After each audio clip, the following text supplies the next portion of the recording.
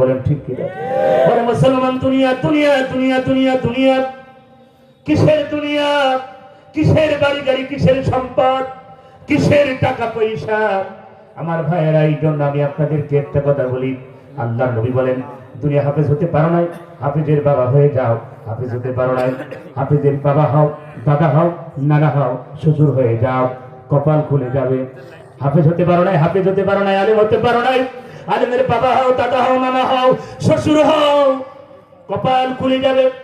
একজন হাফেজ, আল্লাহর কোরআনের একজন হাফেজ 10 জন ব্যক্তিকে জান্নাতে নিয়ে যা, তার ক্ষমতা আমার আল্লাহ দিয়ে দেবে। জোরে বলুন সুবহানাল্লাহ।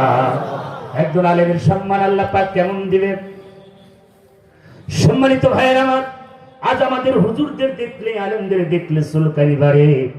মরার সময় হুজুররা, দোয়ার সময় হুজুররা, জানাজার সময় হুজুররা তারাবি নামাজ পড়াবে।